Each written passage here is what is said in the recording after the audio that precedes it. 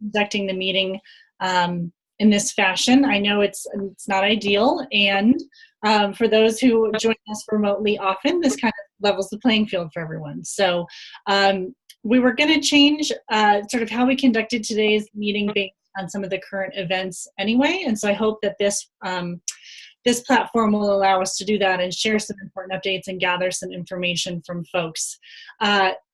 I don't think we're going to be able to go around to 23 folks in any sort of a timely or organized fashion in order for folks to introduce themselves. But I do encourage you to use the chat function that is available as part of this. And you're welcome to put in your name and affiliation for folks, just so we know, sort of glancing at that, who's on the call. I think that would be helpful. I just don't think it's going to serve us to try to get through 23 folks on the phone. So I apologize for that. At our next meeting, we'll make sure we have a little bit better way to do introductions today. So I apologize. Please also feel free to use the chat function to pop in. We've got 24 folks now on the call today, which is fantastic. And it's a little bit trickier to try to get folks to opt in. So please use that function as well as it's available to you, so we can make sure we're engaging with folks and getting all the information we need to today's meeting. So thank you. Again, I'm Cindy Willard. I have been facilitating a number of the Colorado Blueprint meetings now for just over about 18 months. We have a few items on the agenda. We're going to start with some updates and then have some time for sharing some feedback and doing some other things. You may get the gift of time today. We may not need all 2 hours. We'll see how the conversation goes. So thank you for continuing to be part of these conversations. We have had at least one meeting with each work group and 2 meetings with a couple of the work groups and 2 meetings with our governing council. As a reminder for folks, you are able to access the notes from any meeting, whether it is one you have participated in or not, and those are all available on the endhungerco.org website.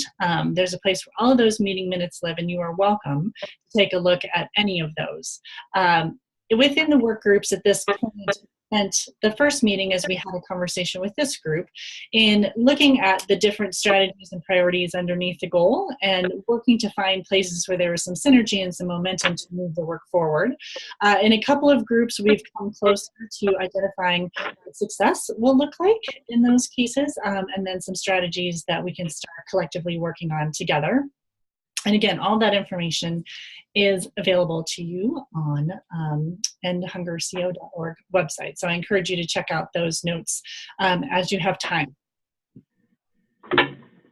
The next item on the agenda is where I believe we will likely spend most of our time today. As we are all aware, the government shutdown has put even additional pressure on hunger in Colorado. So we know that there have been lots of folks who've been impacted by hunger in Colorado. That's why we came up with the blueprint. That's why we're all at the table. The recent chain of events that the federal government have really exacerbated that problem and created some increased need and access for folks who may have not engaged with that system before. So we wanted to share with you a little bit of how some of the conversations around the different blueprint work groups and governing councils have gone in relation to this, and some of the items that we are moving forward with to address the issues of hunger both today and sort of how we're seeing the increased need as it moves through over time. A couple of kind of big picture, kind of setting the overview, and then I'm going to turn it over to a couple of other folks to chime in. We know that certain areas of the state and certain pantries and food banks have been hit harder already, both with folks who have been furloughed from their jobs and haven't been paid until very recently, or promised to be paid, that have been accessing systems that perhaps they haven't accessed in the past. We're hearing that that is causing an increase in need for food, an increase on the stretching the capacity of some of the support organizations, both in the direct service food provision, as well as some of the folks such as Hunger Free Colorado and 211, who help support a lot of those folks in finding the resources that they need.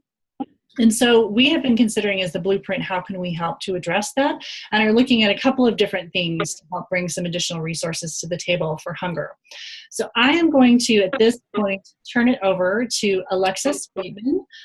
She has been involved in a lot of these conversations. She works in public policy at the Colorado Health Foundation, and they are very engaged in this as well. And I'm going to let her provide some specific updates from some meetings that happened last week.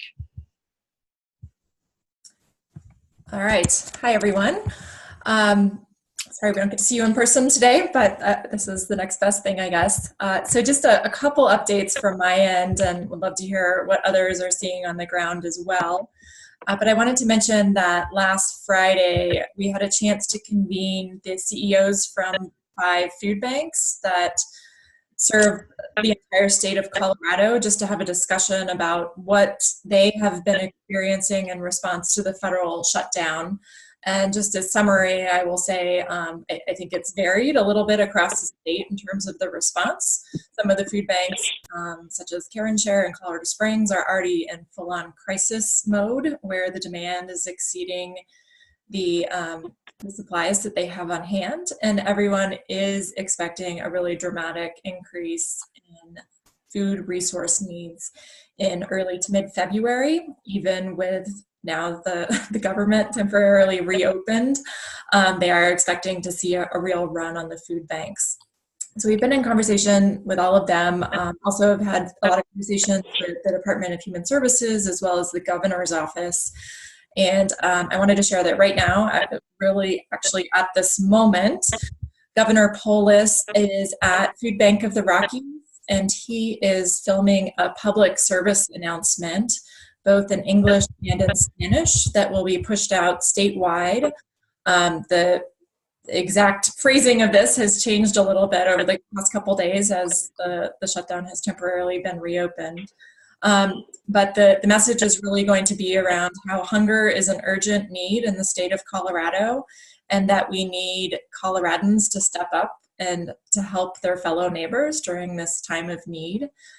That PSA will be going out through radio stations as well as social media. We also are looking at some media buys through television as well as an earned media strategy. So we expect that to be going out very soon with a specific call to Coloradans, again, to support food banks and helping to meet the needs of Coloradans right now. And the ask is for financial contributions so that they can increase their purchasing power without having to totally deplete all their reserves.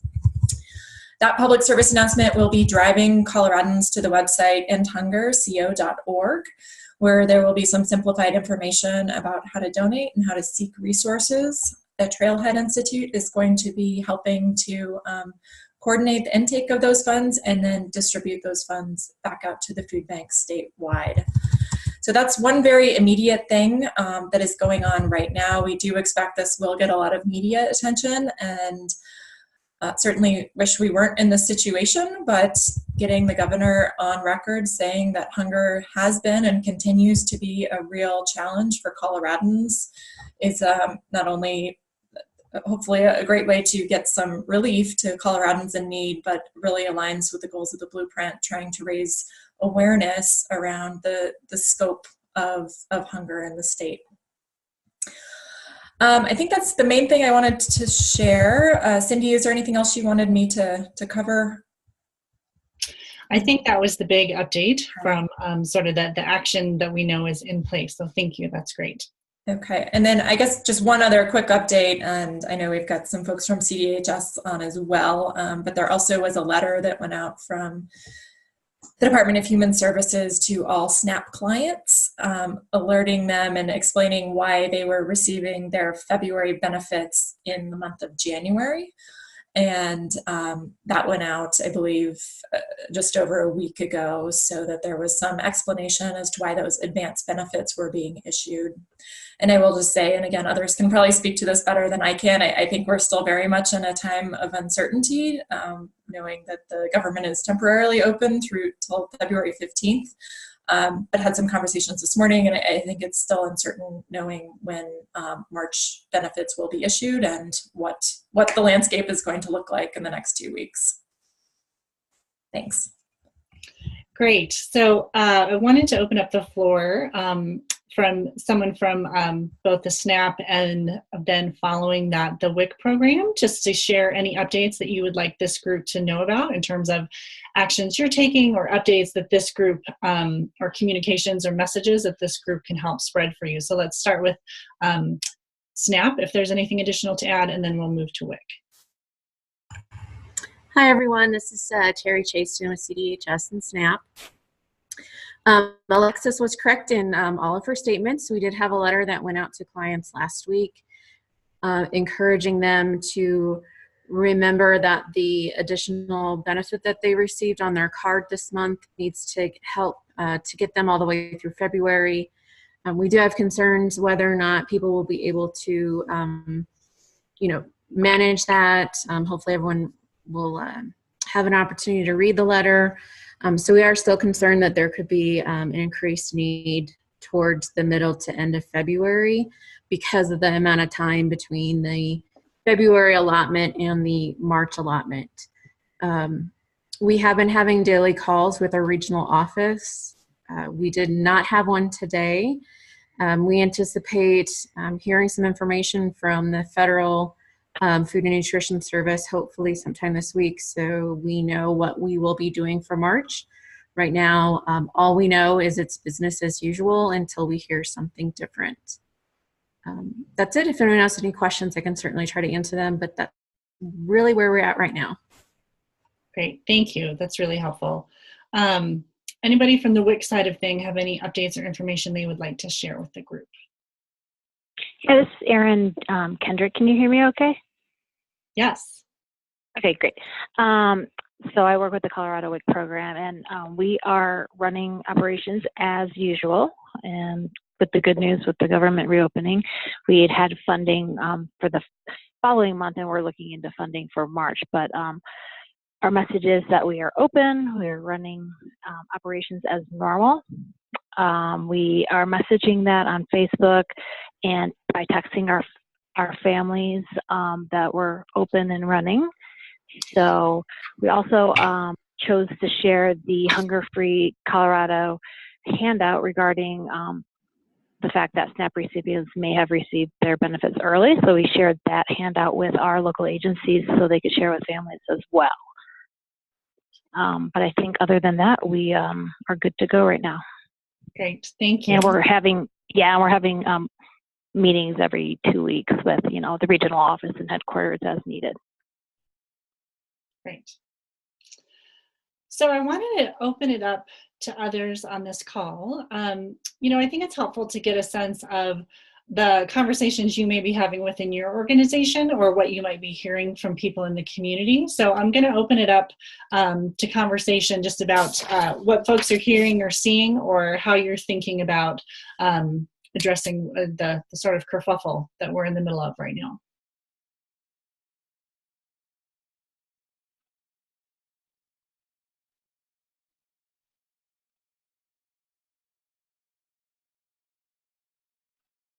This is Erin Kendrick, just chiming in again. I think what we've heard is that a lot from our local WIC clinics specifically is that people are having a hard time wrapping their head around the fact that WIC and SNAP are two different programs. And so just, ensuring that clear message, that's been challenging and something we were running into, I guess, on the front line. Yeah, thanks.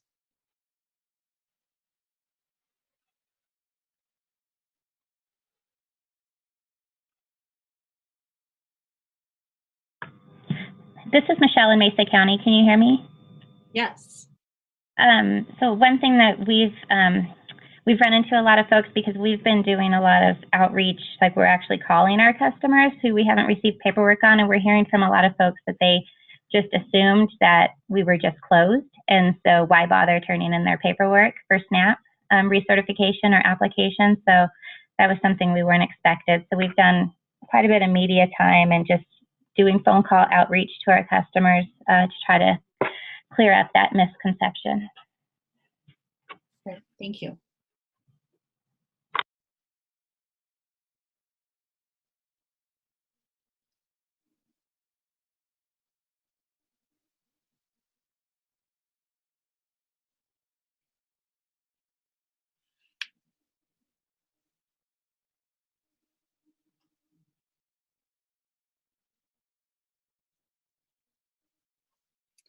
I see Todd is on the phone. Todd, would you mind sharing what the Denver department did on the resource fair side of things with folks?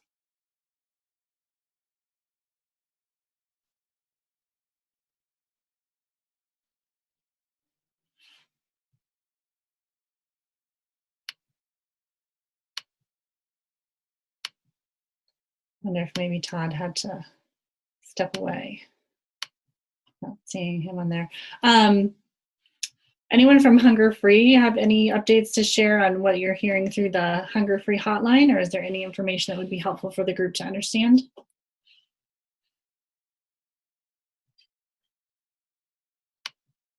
Hi, this is Anya with Hunger Free Colorado. When we were, well, back in the middle of January, we were calling on clients, helping to get recertifications processed in time for the early payment. And then since then, just trying to stay on top of the caseload and making sure that every conversation we have through our hotline explains that the early benefit issuance would also be counting for February. And then we've also put out a flyer that Erin mentioned that's in English and Spanish and available on our website. So people are free to use that to help communicate sort of the reality of those February benefits that came early. Great, thank you. That may be something that we send out to the group here following this message in case folks have ways to share that information. I think trying to get that updated information out can be something great that this group can bring to the table. So thank you. Hi, Cindy. Can you hear me now? Yes. This is Todd. Sorry. Todd Jorgensen, Denver Human Services. Yeah, I had to get my microphone setting right there. So anyway, yeah, you had asked what we had done in terms of our resource fair. So a week ago, last Saturday, Denver Human Services held a resource fair for federal employees impacted by the shutdown. We were open at our main Castro office at 12th and Federal, as well as our East office over in Northeast Denver. And we had eligibility staff available as well as outreach staff to help folks navigate different types of services they might need. And then we were also able to do eligibility and enrollment where appropriate. So we had a fair amount of folks come through. We really had no idea what to expect in terms of numbers, but we kept relatively busy the whole time. Most people were interested in housing assistance. We had folks from LEAP there, so energy assistance, financial counseling, and we had information there from Food Bank of the Rockies and some other community partners. So, so that was time well spent. We were ready with a plan to do another one.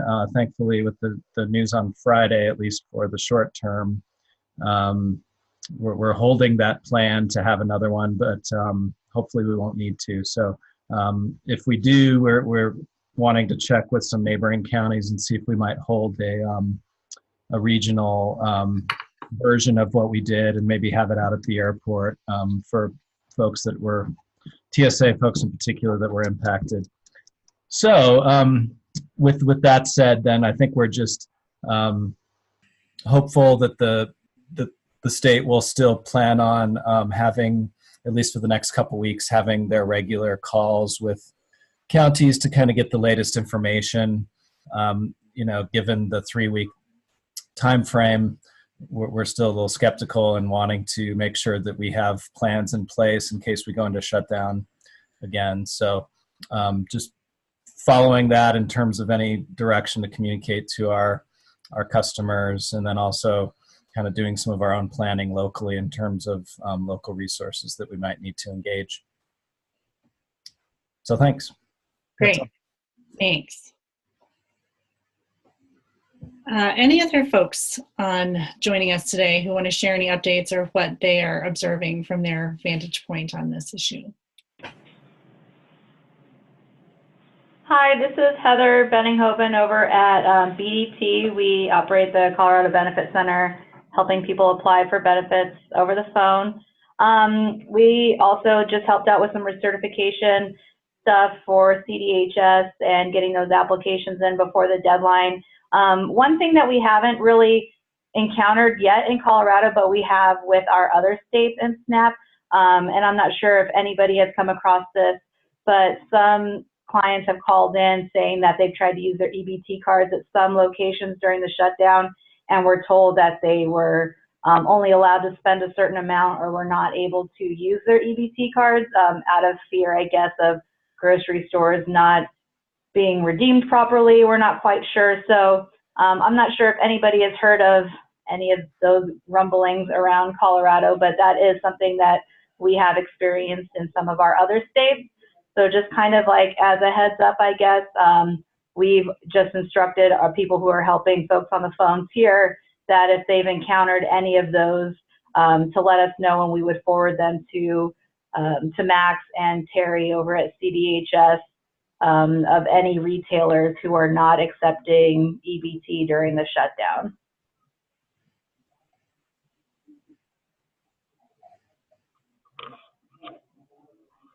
This is Terry again. Thanks, Heather. We have not heard of this happening in Colorado. On the national calls that we have been on, FNS has asked states where that occurs to let them know, the retailers.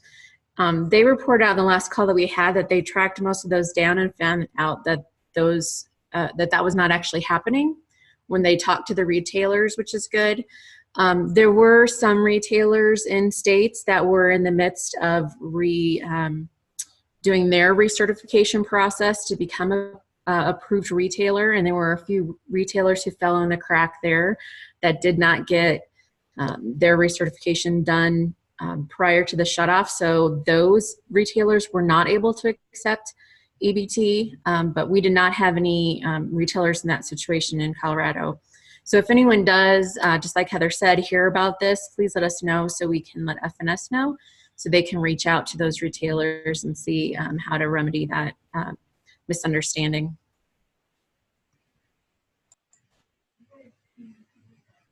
Great, thank you for that heads up. Other folks who have insights or perspectives they want to share?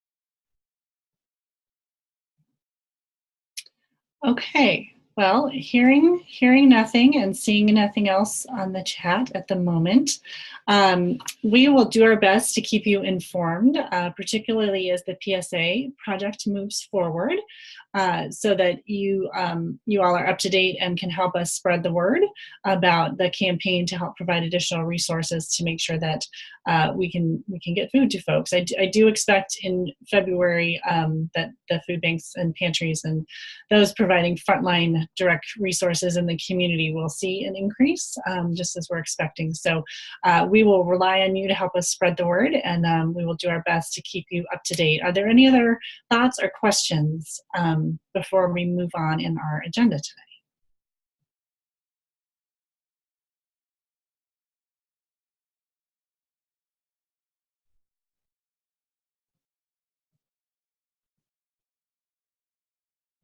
Okay, thank you. I think I know I breathed a small, like a half sigh of relief on Friday, and we'll see how things go. So it feels a little less like the crisis has moved maybe from red to orange today. So I hope you all can take a half a breath as well.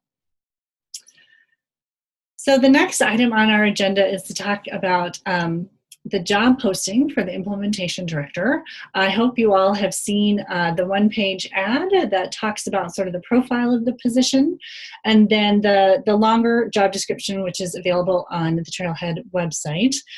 We are hoping that you can help us spread the word about this position. we are looking for folks who are interested to apply to submit materials by February 22nd. So it's a little bit less than a month from now. We have received a number of applicants already, which is fantastic, and we want to make sure that we are spreading the word widely and giving as many folks who are interested a chance to apply. So please, if you've sent it out once and you feel like you have the capacity to do that again, we would welcome that. Again, we're looking at a February 22nd deadline for the first round of applications to come in for us. And we hope the only round, but for those of you who have participated in hiring in the past, we really want to make sure we get the right person, and we feel like we'll get lots of great submissions by that February 22nd deadline. Are there any questions on the job description or the deadline dates that we can answer for you?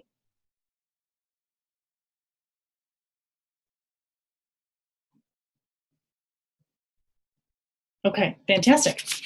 We will forge ahead on our agenda. One of the pieces of information that we promised to follow up with you from last meeting was the establishing of a chair or co-chairs for the work group. We have put together just a really brief summary of how we're thinking about that position at this point in time. The document was sent out with the meeting materials, and you can see here that Kevin has very kindly put that up for all of us. And we've got availability for that.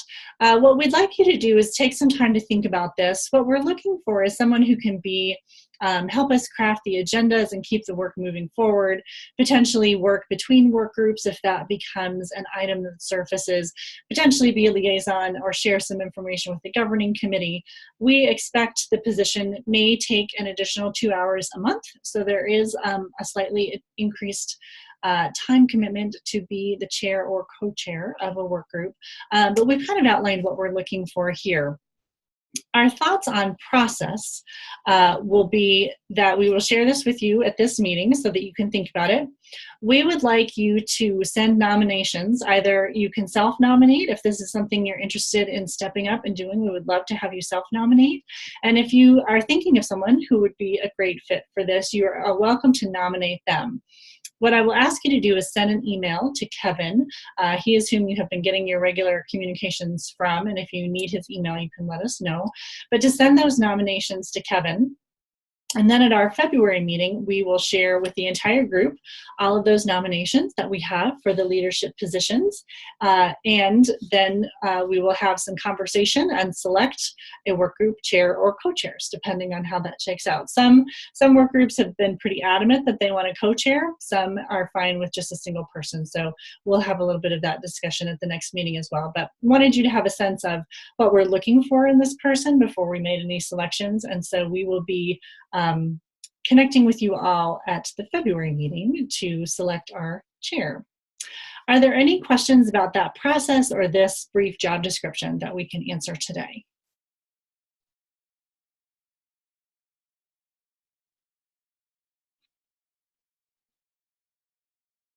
Great. I hope that you all will consider this. I think it's a great opportunity to become even more engaged. Kevin has very kindly shared his email on the chat function. So for those of you who would like to submit nominations, the information is available there as well. So thank you for considering that, and we'll be checking in with you again at our meeting next month. All right, moving forward. We had at our last meeting together spent some time looking at the blueprint itself, which is of course what is guiding all of this work today and for the next 5 years. We talked a little bit about some of the priority areas and some of the opportunities that were surfacing, particularly for this work group, and had come up with a couple of different things. So I know one of the things we talked about, which is a little bit unique to this group, as many things will be, is that the review of SNAP regulations is moving forward, and this group felt like that would be an opportunity to engage in the process. We'd also come up with a couple of items where the group was looking for a little bit more information. Also sent out to you with your packet of materials were the research topics, which were put together. So where folks were asking for a little bit more information. just a brief recap on that for the group. So looking for maybe a more formal report outlining the historical factors and barriers to political progress. There may be a number of efforts already happening. We're trying to figure out how to best align those. One of the other pieces that was discussed in this work group, as well as many of the others, was gaining a better understanding of A, the work that's already happening, which we just mentioned, and B, sort of where those efforts are taking place. And so following last meeting and moving forward following this meeting, we have set up just a quick online form for folks on the work groups and others to share with us those activities, campaigns, efforts, projects that are already happening so that we can gather and get a sense of what that looks like. There are also some other studies and research and data available that we can get our hands on, but really we feel like this group is a great wealth of knowledge for all that kind of information. When we sent out the link to gather some of that information, we haven't had a huge response, so we asked that following this meeting, we're going to send that again. The whole form is 5 questions. We expect it to take you less than 5 minutes to sort of opt in and help us understand what that looks like. So thank you, Kevin. He's pulled it up here. You can see the questions that are being asked and sort of the kind of information we're looking for. So we hope that you will help us gather some of that information so we can provide back to you a better picture of some of the efforts and projects and things that are happening around this specific area. So we encourage you to do that. I think today, given that we are all online, and given that one of the big topics that rose to the top for this group was the upcoming review of SNAP regulations and how we might all engage in that process to help it go well, I wonder if we might have a conversation with some of our time this afternoon around that. I appreciate that it is tricky when we are all online, and there are a lot of us, and this is where we are today. So wondering how folks, it's not going to be very easy for me to ask that question, is it? So I'm wondering if anyone, well, I'm just going to open it up because we have time and we can make it work. So thinking that that would be an area where this group could engage in, I'm wondering if we want to spend a little bit of time talking about how we might do that and thinking about if those are smaller group conversations in between meetings given timing, or if we want to try to adjust that as a full group. So I'm going to open it up for a conversation from the group, given that at least from the last meeting, I felt like that was where the momentum was. But I want to open it up, see how folks are thinking about that, and then we can use our time for the rest of the meeting as makes the most sense.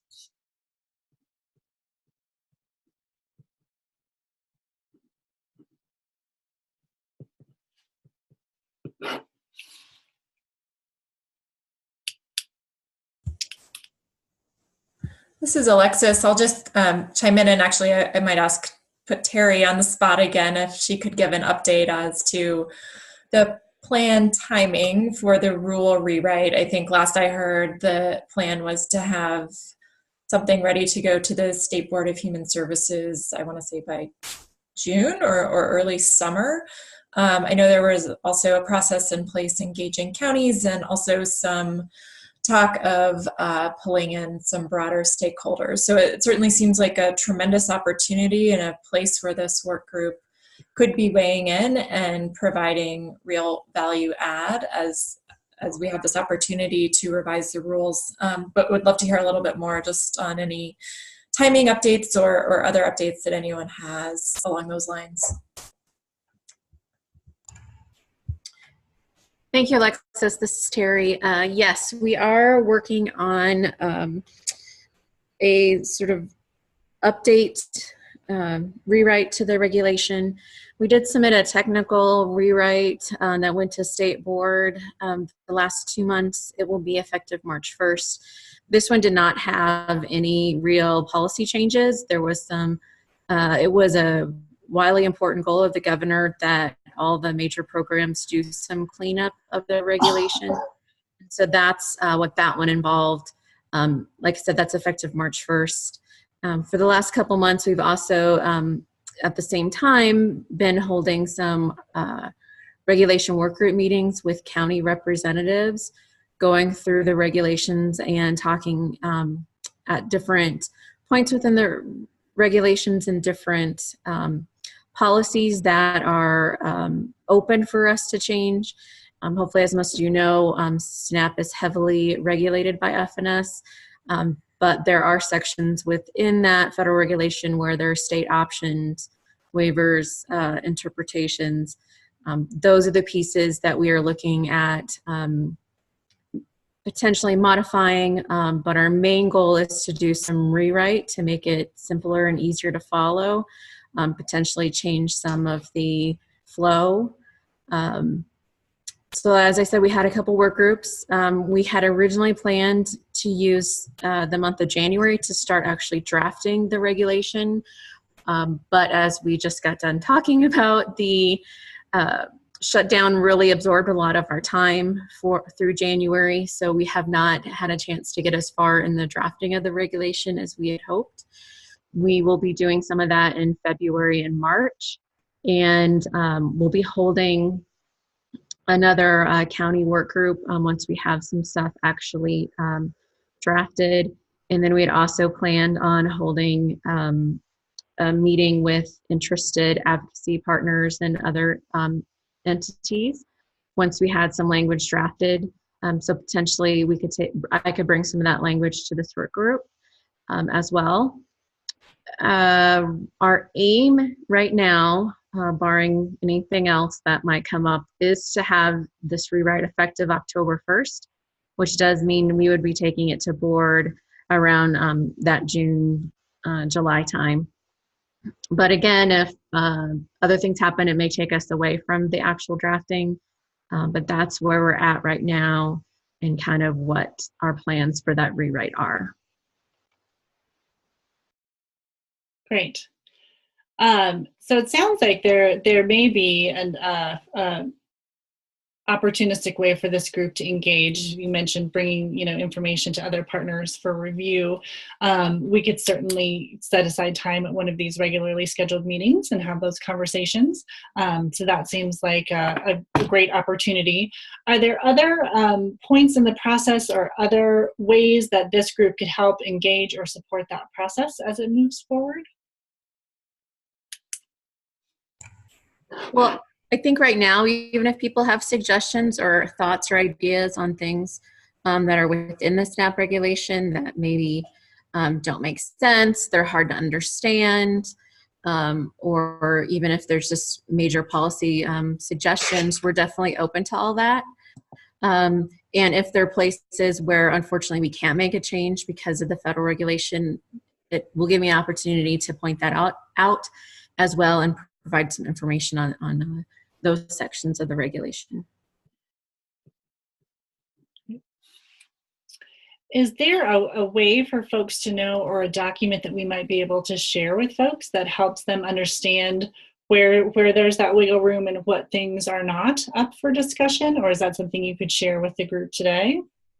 We don't really have a document that speaks specifically to that.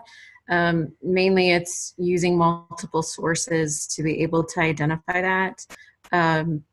So unfortunately, it's probably easier to do it the other way around when people have specific points. Things like interviews, we're required to do an interview at initial application. That's not something we can not do. How we do the interview, though, is an option, whether it's face-to-face or telephonic. And we are in our technical rewrite, we clarified that we have taken the option to do telephonic interviews, meaning face-to-face would only be if a client requests it. There's some confusion there around, or traditionally had been some confusion thinking that people had to come in for their interview. So that was a cleanup. Again, it's probably just easier to talk about specific points. Unfortunately, we don't have a comprehensive document that can point to what's federally prescribed versus option. Okay. And is it more helpful for you to get those as individual responses, or is it helpful to have some of that information aggregated and then come to you at once? I'm just thinking if, if this group could help kind of have a discussion and say, these are all of the things we are interested in, and sort of, if let's say CCLP and Hunger Free had the same suggestion, if you get that from the group, or is it helpful to hear those multiple times so you get a sense of sort of the momentum behind that sort of suggestion? Yeah, really either way would work. I do appreciate what you just said about having hearing from multiple sources. It does kind of help us have an idea of how many people are concerned about it, to help us weigh the gravity of the change. Because often a change might have some pros and cons. So more than one avenue is fine with me.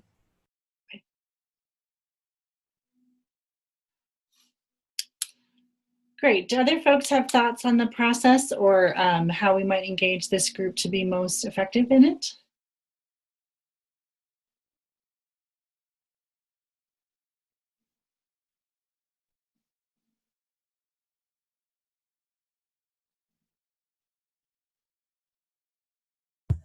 This is Alexis again, and this is maybe more of a question than a firm recommendation.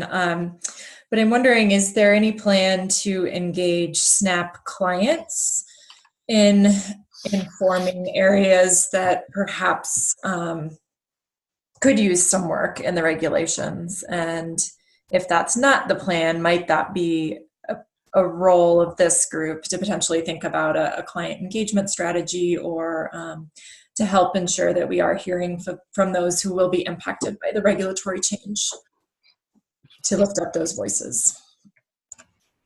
Yeah, Alexis, I think that could be helpful. CDHS has recently created a Family Voices Council. I don't know if any of you have heard of that, but it does consist of clients who either were on or are on a number of CDHS programs. So our hope was to take it to that group.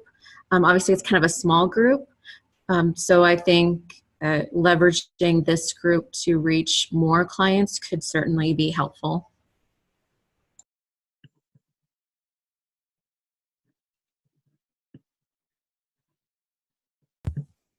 Great. Yeah, I think we should. I would vote for figuring out a way to do that. I think that would be fantastic. How do other folks feel about that as a way to support the process?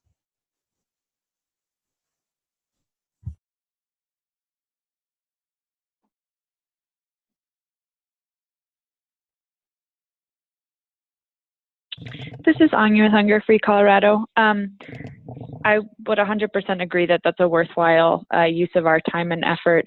And I think some of that work can begin now with simply, for those of us who are in touch with clients or have programs as part of our organizations that are in touch with clients, sort of starting to track the barriers we hear about or areas of confusion, I think can be a good starting point, because it is pretty daunting to look at the whole set of regulations. And so that will give us some helpful jumping off points.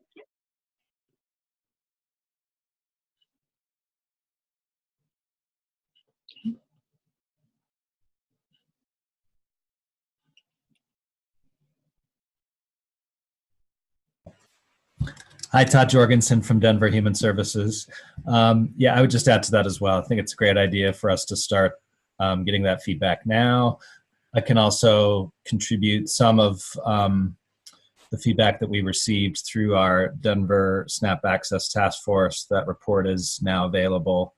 And there were some specific recommendations, both around just generally getting client feedback, but also some regulatory suggestions. So be happy to share that. And then in the more near future, one of the recommendations that came out of that was for Denver Human Services to develop more and better, or actually a feedback loop, which could maybe be in a variety of different forms, but one might be an advisory committee. So we're taking a look at that, and would definitely include people with lived experience there. So we should be getting some more of that feedback locally in Denver here shortly.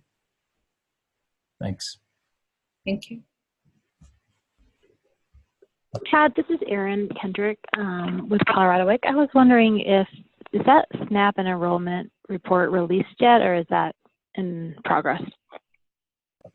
I think you had mentioned that during our first meeting that there was a report coming out. Yeah. As a matter of fact, it is public now. And apologies, I should have thought to send that out to this group, but it's never too late, right? It hasn't been out that long, so make sure that that's available, maybe through Cindy or however that's best to do that. Yeah, no, we're happy to send that out to the group. You can either send that to Kevin or to me, and we are happy to share that with folks. Thank you. Yeah, Todd, if you want to send it my way, I can send it out. Anya also sent me the Hunger Free Colorado flyer, so we can include both of those in the follow-up email that includes the notes and evaluation survey and that stuff. Great. I'll send that right now. Thank you. Thanks. And Todd, this is Sandy. Sandy Stonemark. I think the other, to make sure that Terry has the copy and everybody else with the suggested changes to the state rules. That might be important for everybody to look at to see whether they agree or disagree, and especially Terry.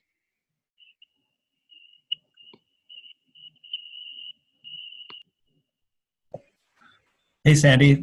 Yeah, I didn't realize you were on the call. I agree. That's a good idea.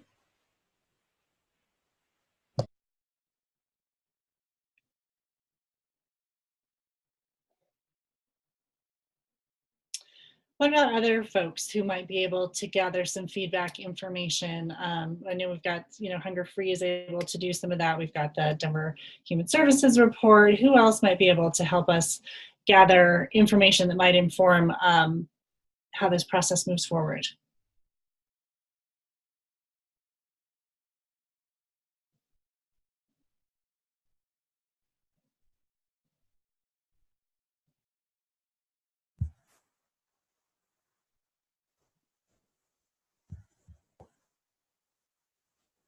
This is Alexis again.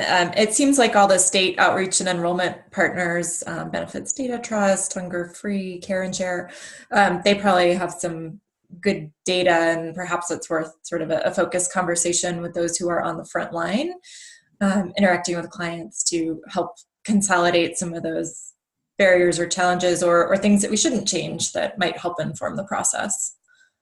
As well as, certainly the Denver resource is tremendous. I would imagine other counties, and I don't know if that's going, and the counties are already having a roundtable. I take that back. So, but those frontline touch points.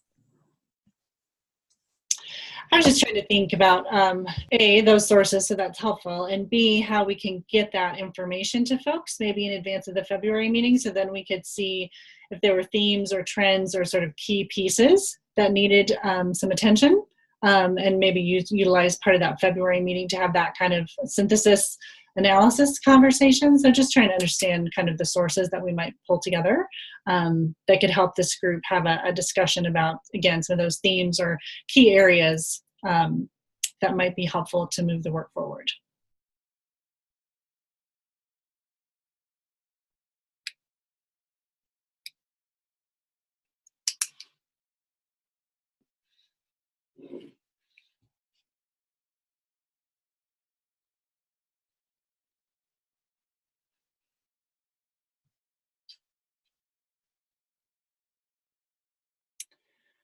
Okay, hearing nothing else at the moment, then we will do a little back-end work on our end to do our best to gather some of that information and try to frame a conversation about this at the next meeting.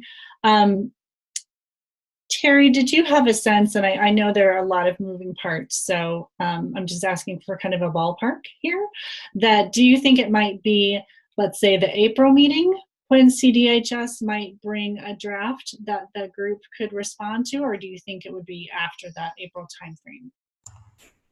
I think for the April meeting, we should have, yes, something drafted that we can share.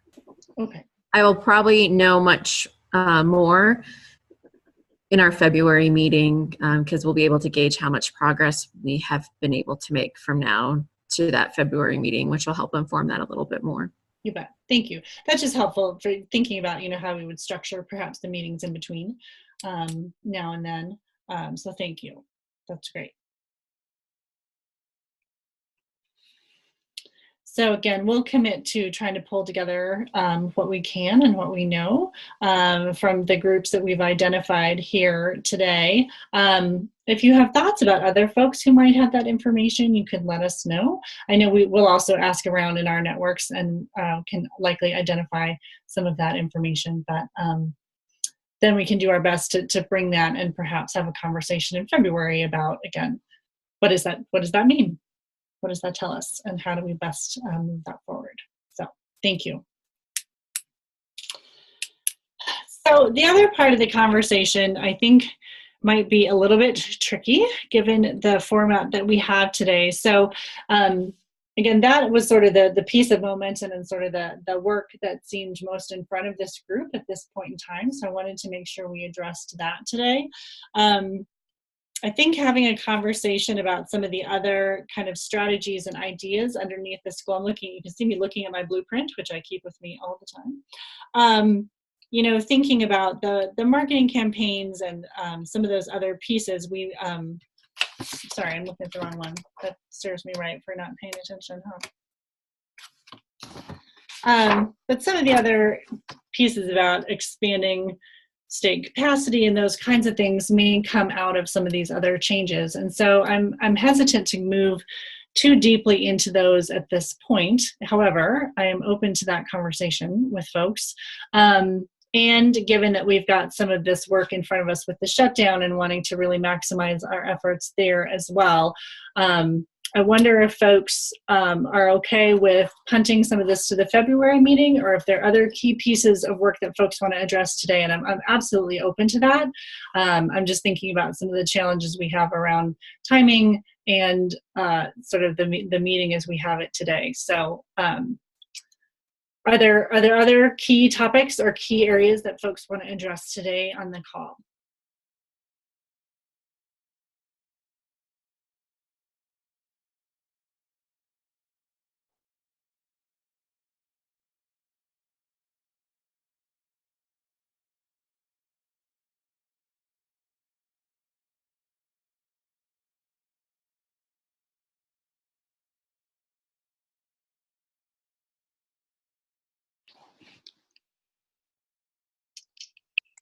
Okay, so hearing nothing, I'm going to say that we will take some of this back on our end to craft some conversation for the next meeting based on pulling together some resources and information for folks.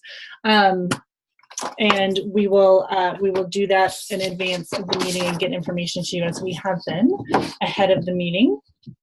So let's work with that for the moment. The other piece I did want to touch on today are the research information that we are already looking into. So there was a sheet sent out to everyone in advance of the meeting that talked about some of the requests for additional information that came from this group. So Kevin has been kind enough to pull that up for us. I'm thinking about the questions that this group had, and if folks have having seen that again, sort of thoughts on existing information we might tap into, or additional information that the group would find helpful beyond what we've talked about today in terms of gathering some of the information from consumers that we'll work to pull together.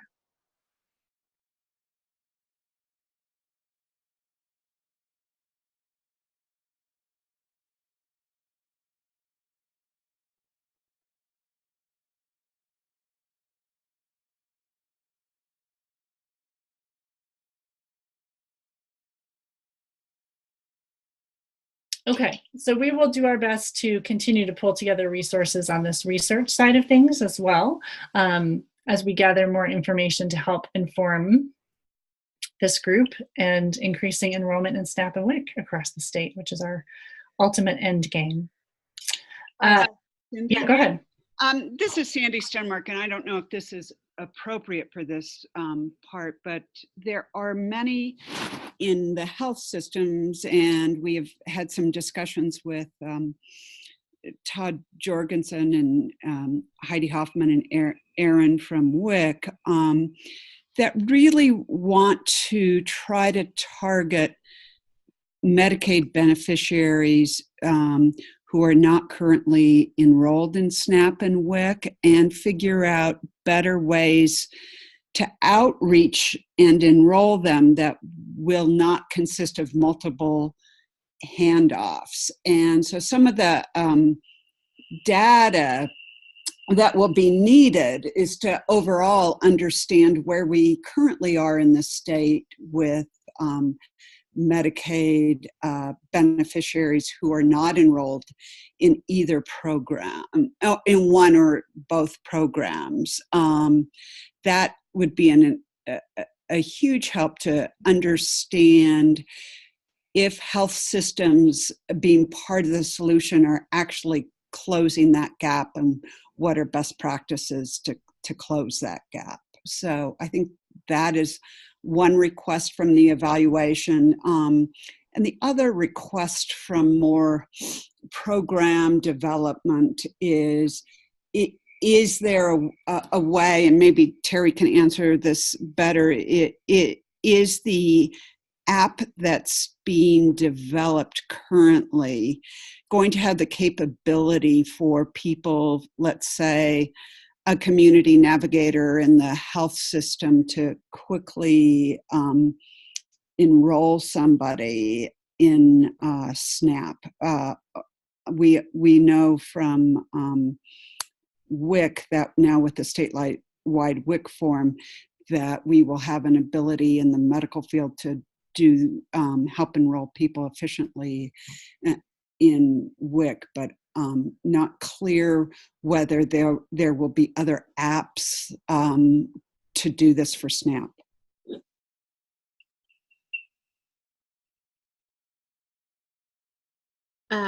Just a point of clarification, when you say app, are you speaking of our mobile application that we're building? Yes. Okay. Go ahead. Yes, I was wondering if that is going to be something like the Go CalFresh, or something that will allow others to quickly put in the information needed to begin the SNAP process. Yeah, either using the mobile application when it's released, or through the online PEAK application. I mean, anyone can help someone else fill out the application for SNAP. Obviously the intent of the mobile application is to simplify that process. We are still in the development of the mobile apps, and we don't have an official release date for that yet. But there would be nothing preventing people from helping our clients apply either via the paper application or the PEAK application. Okay, thank you. Uh-huh. And thank you, Sandy. I've made a note about trying to find out where we are in the state with Medicaid and co-enrolling with those other programs. So we'll see what we can research on that side. Thank you.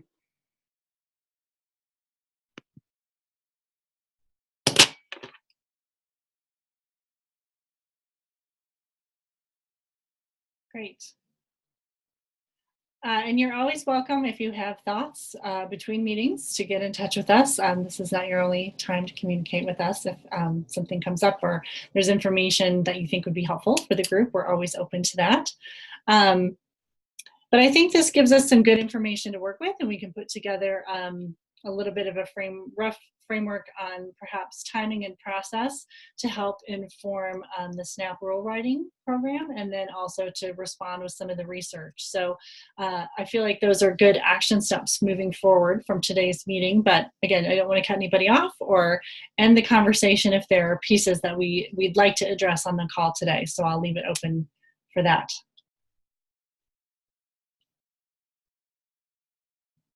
This is Erin Kendrick. I have a quick question on the Blueprint Workgroup research requests under key considerations with the new work and initiatives that people talked about at the first meeting, who was doing what basically.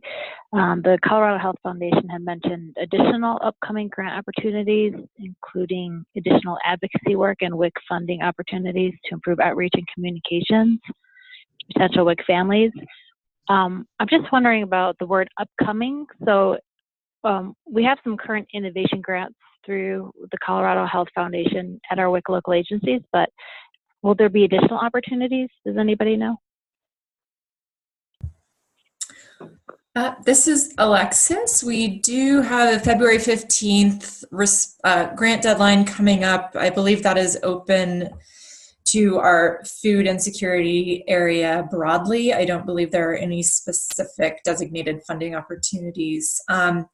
And I know there are conversations underway related to the WIC funding opportunity in particular. I do not have an update on that, but I will absolutely get that for everyone and provide that update as well. And I do believe we are going to have a targeted funding opportunity open for our June deadline, specifically around supporting local communities and counties and planning processes to address food insecurity at the local level. So more on that as well. But no, I don't believe we have any specific WIC-related funding opportunities open right this moment. But with our responsive funding, anyone can apply for whatever idea they have related to, to work that they think will be advancing the food insecurity and food access work. Okay, great. I was just clarifying if that had to do with the innovation grants or if it was future. Yeah. I'll take both, but I will happily circle around on that. Cool. Thank you.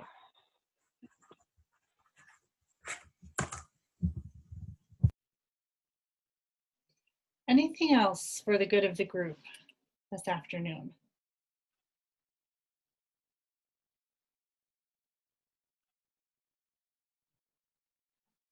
Well, I can say it has finally stopped snowing where I am. So I hope that tomorrow is less challenging on the transportation front for folks. Thank you for a good discussion today. Thank you for your patience with having 25 people on Zoom and working through this, but I think we've got some good action steps to move us forward, and we will follow up with you, get you additional information and notes from this meeting shortly, and we will look forward to having our next meeting in February. So if, again, if you have thoughts or need to contact us, please do so between meetings, and we'll be in touch very shortly. So thank you.